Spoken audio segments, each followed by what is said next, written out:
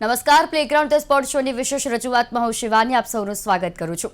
Tennis જગતની આજે વાત કરીશું અને ટેનિસ જગતની નજર રવિવારે મેલબોર્ન પર સ્થિત થશે કે જ્યાં ઇતિહાસ રચવા માટે અનુભવ અને યુવાની આમને સામને ટકરાશે। એક તરફ 25માં ગ્રાન્ડ સ્લેમ ટાઇટલના લક્ષ્ય સાથે 38 વર્ષીય દિગ્ગજ નોવાક જોકોવિચ છે, તો બીજી તરફ અસાધારણ ફોર્મમાં રહેલા 22 વર્ષીય કાર્લોસ અલ્કરાઝ છે, તેની સામે પડકાર ફેંકશે। સેમીફાઇનલના મેરેથોન મુકાબલાઓ જીતીને આવેલા બંને ખેલાડીઓ વચ્ચેનો જંગ ટેનિસ ઇતિહાસની સૌથી યાદગાર ફાઇનલ બની રહેશે। સ્પોર્ટ્સની આ મહાજંગમાં જોવાનું એ રહેશે કે કિંગ જોકો પોતાના રેકોર્ડ જાળવી રાખે છે કે પછી યુવાન અલ્કરાઝ નવો ઇતિહાસ લખે છે। આજની આ ચર્ચા વિશેષ રહેશે અને આપણી સાથે વિશેષ ચર્ચામાં જોડાયા છે શ્રીમલ ભટ્ટ કે જો સિનિયર ટેનિસ કોચ છે। શ્રીમલજી, સ્વાગત છે આપનો કાર્યક્રમમાં। તો ચર્ચાની શરૂઆત કરીશું, પરંતુ તે પહેલા નજર કરીશું આપણે એક સ્પેશિયલ રિપોર્ટ પર। તો વર્ષની પ્રથમ grand slam tennis tournament Australian Open હવે રોમાંચક તબક્કામાં પ્રવેશી ચૂકી છે। ગઈકાલે રમાયેલી સેમીફાઇનલમાં 38 વર્ષીય દિગ્ગજ ખેલાડી સર્બિયાના જોકોવિચે 4 કલાક અને 9 મિનિટ સુધી ચાલેલી યાદગાર સેમીફાઇનલમાં વર્લ્ડ નંબર 2 સિનરને 3-6, ત્યારબાદ 6-3, 4-6 અને પછી 6-4, 6-4 થી હરાવીને રેકોર્ડ 11મી અને 38મી ગ્રાન્ડ સ્લેમ ફાઇનલમાં પ્રવેશ મેળવી લીધો હતો। તો બીજી તરફ અલ્કારાઝે 5 કલાક અને 27 મિનિટ સુધી ચાલેલી ઓસ્ટ્રેલિયન ઓપનની લોંગેસ્ટ સેમીફાઇનલમાં જર્મનીના જ્વેરેવને અસાધારણ રમત દાખવીને હાર આપી હતી। આ બંને મહાનુભાવો હવે ફાઇનલમાં એકબીજા સાથે ટકરાશે, ત્યારે ટેનિસ ઇતિહાસની અસ્મરણીય ફાઇનલ જોવા મળશે।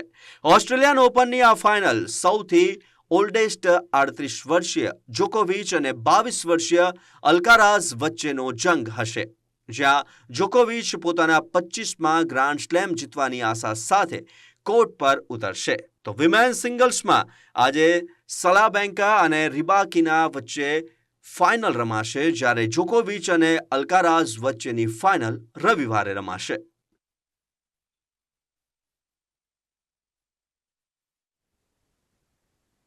બિલકુલ, આજની ચર્ચાને હવે આગળ વધારીએ। શ્રીમલજી, ગઈકાલે 2 જોરદાર સેમીફાઇનલ રમાઈ ગઈ। સૌપ્રથમ વાત કરીએ જોકોવિચ અને સિનની, તો શું જબરદસ્ત એનર્જી છે જોકોવિચની। 38 વર્ષીય ઓલ ટાઈમ હાઈ ચેમ્પિયન ખેલાડી જોકોવિચની સિનિયર સાથેની આ મેચમાં જોરદાર કમબેક કરીને 38 વર્ષીય ફાઇટરે સેમીફાઇનલ જીતી। કેવી રહી આ મેચ? અદ્ભુત। એક જ શબ્દ, 38 યર ઓલ્ડ એક સીઝન પ્લેયર અને એની સામે 23 વર્ષનો નવો નિશાળ્યો સિન્હા અને મચ હાયર રેન્ક, પણ અદ્ભુત ફાઇનલ થઈ। એકચ્યુઅલી દર્શકો માટે ખૂબ જ થ્રિલિંગ હતું। જે રીતે સ્ટાર્ટ હતું અને જે રીતે એક વાતાવરણ હતું, એ રીતે એવું લાગતું હતું કે સિનર આ મેચ લઈ લેશે, કારણ કે સિનર ઇઝ યંગ બ્લડ અને ઇન ફોર્મ છે અને બેઝલાઇનથી ક્વાઇટ હાર્ડ હિટર છે। પણ જોકોવિચ જે રીતે રમ્યો હતો એ રીતે લોરેન્ઝો મુસેટી સામે ક્વાર્ટર ફાઇનલ્સ મેચમાં 2 સેટ્સ ટુ લવ ડાઉન હતો અને મોટી એક અનહોની થઈ।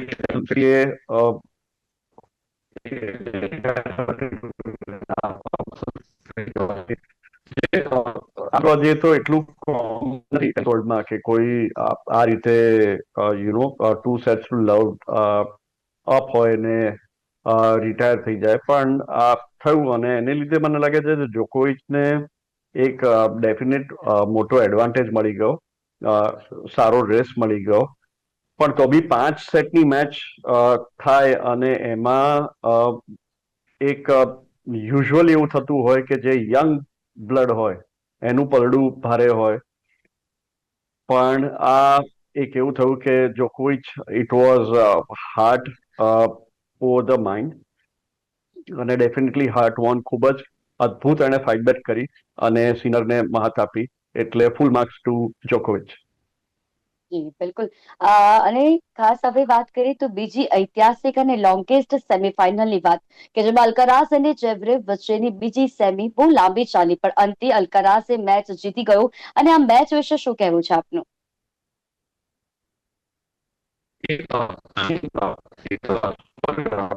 એટલી કારણ કે જે રીતે મેચ ગઈ એ રીતે અ, આ એક દર્શકોએ વિચાર્યું નહોતું કે ઝવેરેવ આટલું સરસ ફાઇટ આપશે. અને ઝવેરેવે ખૂબ સુંદર ફાઇટ આપી અલ્કારાઝને. અલ્કારાઝ ઓલ્સો ઇન ફોર્મ હતો. પણ ઝવેરેવ માટે એક કહેવું પડે કે એની ગેમ બહુ એને મોમેન્ટમ છોડ્યા કરે છે, up and down, up and down. પણ જ્યારે અલ્કારાઝ 2 સેટ્સ ટુ લવ અપ હતો અને પછી 5-4 ડાઉન હતો, ત્યારે એને એક અનયુઝ્યુઅલ બ્રેક લીધો. એને ક્રેમ્પિંગ આવ્યું અને એને બ્રેક લીધો. એ ખૂબ કોન્ટ્રોવર્શિયલ સાબિત થયો અને મને લાગે છે ત્યારથી ભલે ઝવેરેવ એ સેટ જીત્યો, પણ થોડું મોમેન્ટમ અને કોન્સન્ટ્રેશન એનું તૂટી ગયું. કદાચ જો એ વખતે બ્રેક ના લીધો તો કદાચ એના માટે બહુ ડિસિસિવ એ પોઈન્ટ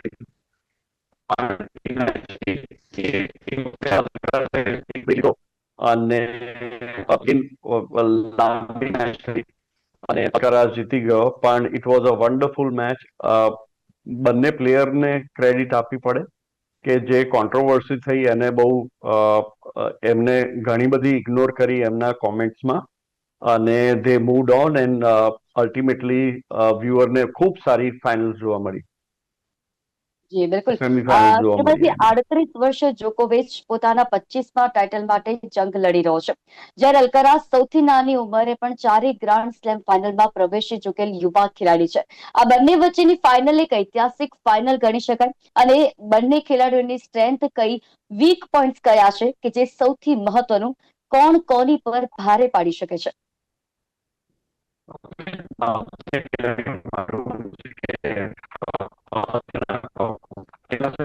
લાંબી સેમીફાઇનલ્સ રમ્યા છે અને બંને હવે રિકવરી ઈચ્છતા હશે.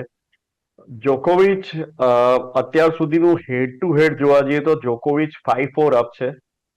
જોકોવિચ 5 વાર અલ્કારાઝ સામે જીત્યા છે, જ્યારે અલ્કારાઝ 4 વાર જીત્યા છે. અલ્કારાઝ જો આ મેચ જીતશે તો અલ્કારાઝ યંગેસ્ટ પ્લેયર બનશે 4 ગ્રાન્ડ સ્લેમ જીતવા વાળા. તો અલ્કારાઝ બી હિસ્ટ્રી કરવા જઈ રહ્યા છે. જ્યારે જોકોવિચ તો જેટલી વાર રમે છે એટલી વાર હિસ્ટ્રી કરે છે. He will be the youngest, not only youngest finalist પણ યંગેસ્ટ ગ્રેન્ડ સ્લેમ વિનર. તો આ એક મેચ ખૂબ જ રસપ્રદ રહેશે અને અને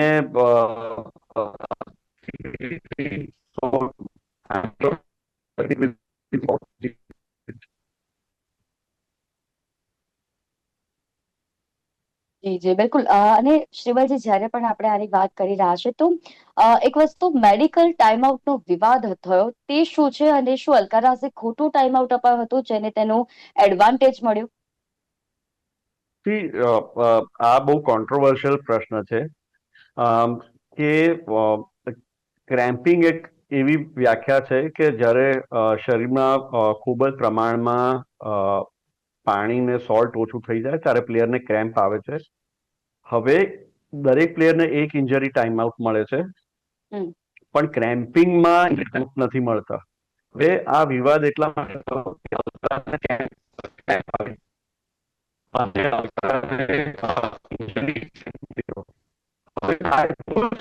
છે એ પણ ટાઈમ આઉટ એને ઇન્જરીનો લીધો, જેમ કે મસલ પુલનો લીધો. તો રૂલ પ્રમાણે તો આ બરોબર જ છે કે એણે રૂલ જે કર્યું એ રૂલ પ્રમાણે કર્યું.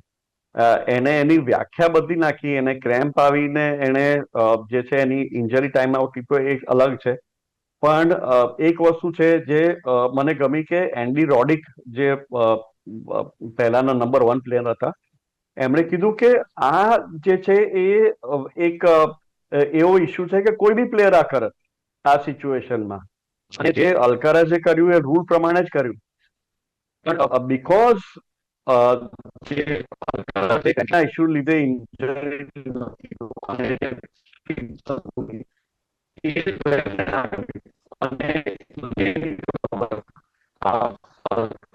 જે આર્ગ્યુમેન્ટ હતું એ બરોબર જ હતું. પણ બાય ધ રૂલ્સ આમાં એવું છે કે એક રૂલનો જે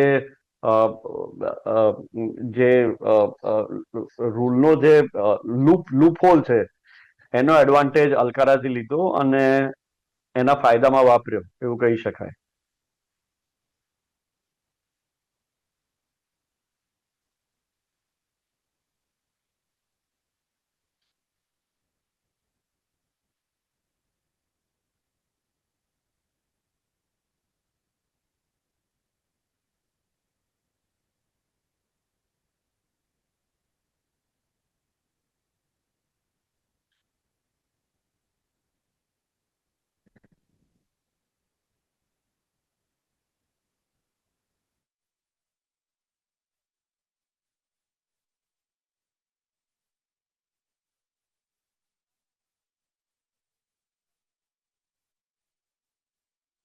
ઓપનની લોંગેસ્ટ અને 5 કલાક 37 મિનિટમાં ચાલેલ બીજી સેમીફાઇનલમાં અલ્કરાઝ જીત્યો.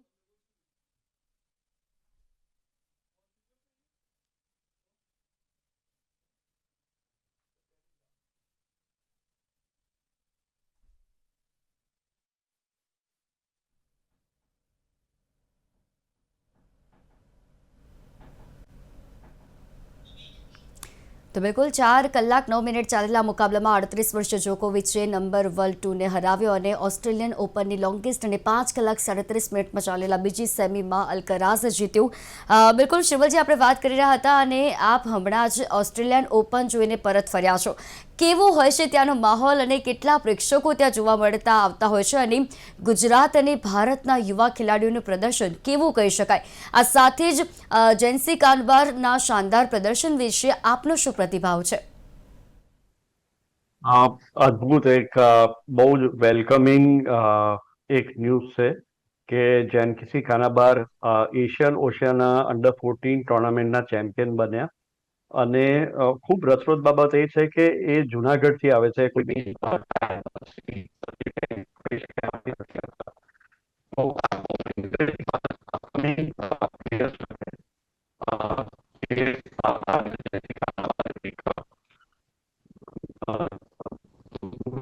ગામમાંથી આવીને ઓસ્ટ્રેલિયન ઓપન જીત્યા અને ખૂબ મહેનત કરી અને ખૂબ ખૂબ અભિનંદન એમને અને એમના પેરેન્ટ્સને. એમના પપ્પા જ એમના કોચ છે. બીજા પ્લેયર હતા આપણા અમદાવાદના સમર્થ સહિતા, એમણે બી ખૂબ જ સારું પ્રદર્શન કર્યું. એ ક્વોલિફાઈંગ લાસ્ટ રાઉન્ડ સુધી પહોંચ્યા અને 3 સેટ્સમાં વર્લ્ડ નંબર 60 સામે એ હારી ગયા. એ બી 6-2 અપ હતા અને ફર્સ્ટ સેટમાં અને સેકન્ડ સેટમાં એમને ક્રેમ્પ આવ્યા. અત્યારનું ઓસ્ટ્રેલિયા પરનું વાતાવરણ ખૂબ જ હોટ છે, 40-44 ડિગ્રી છે. જ્યારે મેચનો ટાઈમિંગ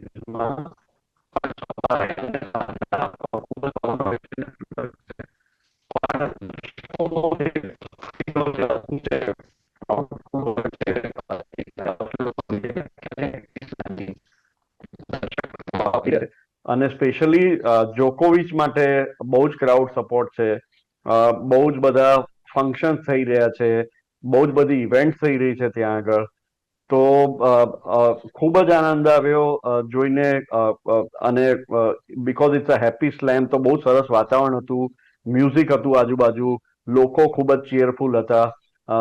દરેક મેચમાં, ઇવન જુનિયર્સની મેચમાં હોય કે સિનિયર્સની મેચમાં હોય, ખૂબ જ ક્રાઉડ નો સપોર્ટ હતો. એટલે જોવાની ખૂબ ખૂબ મજા આવી.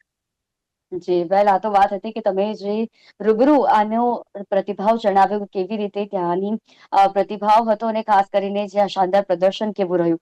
ત્યારે આજે સબાલેન્કા અને રિબાકીના વચ્ચે વિમેન્સ સિંગલ્સ ફાઇનલ રમાશે. કેવી રહી શકે છે આ મેચ અને બંને ખેલાડીઓ કેટલા મજબૂત, કેવી રમત?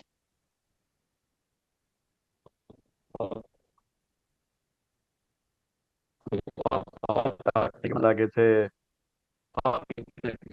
જુદી રીતે તમે સાબાલેન્કા અને રાયબાકીનાની મેચની વાત કરો છો તો જ્યારે મેચ પહેલા સાબાલેન્કા વર્લ્ડ નંબર 1 હોવાથી એમનું પડડું ખૂબ જ ભારે હતું અને અત્યાર સુધી ઓલરેડી 2 ઓસ્ટ્રેલિયન ઓપન સાબાલેન્કા જીતી ચૂક્યા છે અને હેડ ટુ હેડમાં 8-7 અપ છે સાબાલેન્કા.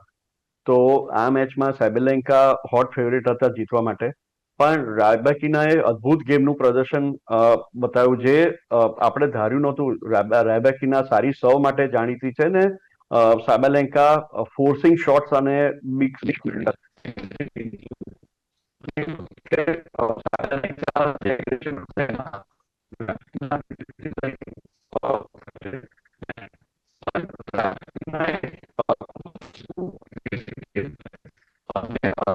તેમની ફસવ અંદર હતી અને એકચ્યુઅલી ઘણા બધા બ્રેક પોઈન્ટ્સ અને ઓપોર્ચ્યુનિટીઝ સાબાલેન્કાને મળ્યા. ખાલી 25% જ બ્રેક પોઈન્ટ્સ સાબાલેન્કા કન્વર્ટ કરી શક્યા.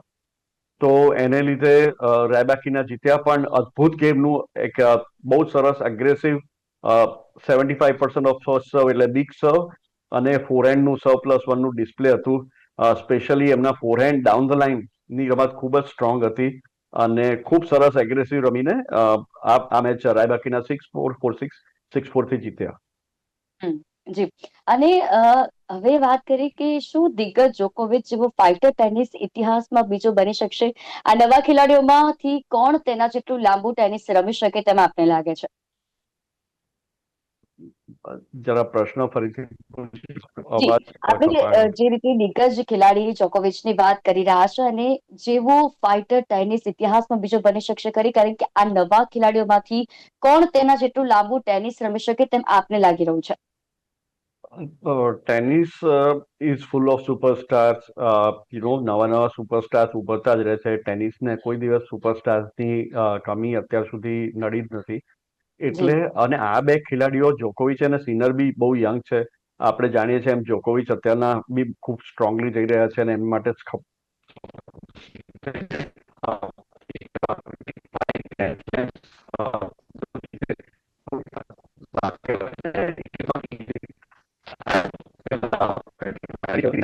વસ્તુ સેમ્પ્રસ માટે બોર્ગ માટે બી આજ વસ્તુ કહેવાતી હતી. એટલે એક પછી એક નવા સુપરસ્ટાર ઉભરતા જ જાય છે અને આ બે ખેલાડીઓ બી અત્યારના એક નવી રાઇવલરીની શરૂઆત થઈ છે અને અત્યારના ઓલરેડી ટોચે પહોંચી ગયા છે. તો યુ નેવર નો. અને એક સારી વસ્તુ એ છે કે ઝવેરેવનું સારું ફોર્મમાં આવું. ઝવેરેવ સડનલી ખૂબ જ સારા ફોર્મમાં આવી ગયા છે. કારણ કે એમની મોમેન્ટમ અપ એન્ડ ડાઉન થતી હતી, પણ એ બી હવે એક સ્ટ્રોંગ રાઇવલ તરીકે ઉભરીને આવી રહ્યા છે. તો યુ નેવર નો હવે ફ્યુચરમાં શું થશે. પણ ઓલ રિસ્પેક્ટ ટુ જોકોવિચ કે આ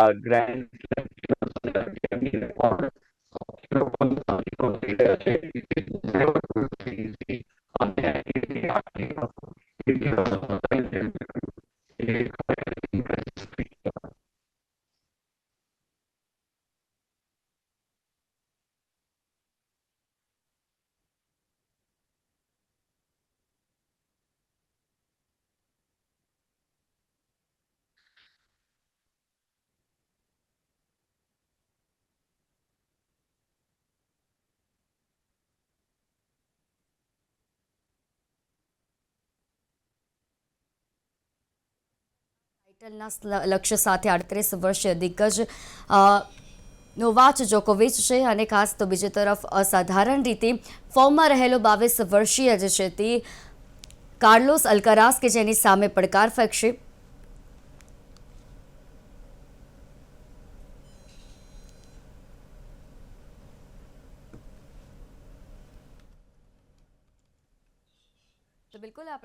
બિલકુલ આપણે ચર્ચા કરી રહ્યા હતા અને ખાસ કરીને જ્યારે તેમાં આપણે ચર્ચામાં શ્રીમલજી જે પણ તમારા દ્વારા ત્યાંનો અનુભવ જણાવવામાં આવ્યો અને ત્યાં પણ કેવી પ્રેક્ષકોની ઉપસ્થિતિ હોય છે અને કેવી પ્રદર્શન આપને લાગતું હોય છે તેના વિશે આપણે વાત કરી રહ્યા છે. ત્યારે મેડિકલ ટાઈમ આપણે પણ વાત કરી, ઓસ્ટ્રેલિયન ઓપન તમે જોઈને આવે તેના વિશે વાત કરી. હવે એક મહત્વનો પ્રશ્ન કે જેમાં આપણે વાત કરીએ કે વર્ષની પ્રથમ ગ્રાન્ડ સ્લેમના વિજેતાઓની સમગ્ર વર્ષની ગ્રાન્ડ સ્લેમ પર અસર પડી શકે ખરી? એટલે કે આ વખતે જીતે તે ખેલાડીઓ માટે અન્ય ટુર્નામેન્ટ્સમાં રમવું સહેલું પડશે અથવા તો એડવાન્ટેજ રહે તેવું આપને લાગે છે? 100% જે એક મોમેન્ટમ મળી, એક કોન્ફિડન્સ મળ્યો. કારણ કે ડિસેમ્બરમાં બધા ઓફ સિઝન કરીને ખૂબ જ તૈયારી કરતા હોય છે, પ્રી સિઝન કરીને, અને ફરીથી શરૂઆત કરવા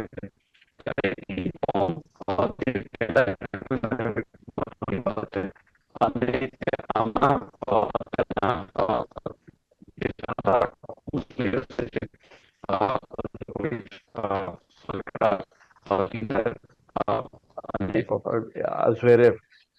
તો આ 4 પ્લસ આપણે સાબેલેન્કા અને રાયબાકીના, તો આ બધા એક ઇન ફોર્મમાં રહેવું અને સારી રમત, ઉત્કૃષ્ટ રમત બતાવી એ ખૂબ જ મહત્વનું છે. અને આઈ એમ શ્યોર કે હવે આવનારા જૂનમાં જ્યારે ફ્રેન્ચ ઓપન આવશે ત્યાં સુધીમાં હજી વધારે સારું ઇમ્પ્રુવ કરશે. અને it is a very welcoming thing. અને દર્શકો એના માટે જ જોવા આવી રહ્યા છે ટેનિસમાં. રાઇવલરીઝ, સારી ગેમ, એગ્રેસિવ ગેમ. તો it is very important that એ લોકો સારું ફોર્મ. જી જી બિલકુલ શિમલજી, અને આપ પણ અમારી સાથે આ વિશેષ ચર્ચામાં જોડાયા અને ખૂબ જ સારી એવી બાબતો આપની પાસેથી જાણવા મળી, તે બદલ પણ આપનો આભાર. તો આજે વાત હતી ટેનિસ જગતની, અને તેમાં પણ ચેમ્પિયન કોણ તેના ઉપર પ્રશ્ન ઊભો થયો, અને જે આમને સામને ટક્કર જોવા મળશે, કેવી આ ટક્કર જોવા મળી શકે છે મેલબોર્ન પર, તેના આગામી સમયમાં આપણને જોવાનું રહેશે. અને રવિવારે આજે મેલબોર્ન પર સ્થિત જ્યાં ઇતિહાસ રચવા માટે અનુભવ અને યુવાની આમને સામને ટકરાઈ રહ્યું છે, જોવાનું રહેશે આ ટક્કર કેવી રહેશે. પ્લેગ્રાઉન્ડ સ્પોર્ટ શોમાં હાલ બસ આટલું જ. ફરી મળીશું, ત્યાં સુધી મને રજા આપશો. નમસ્કાર.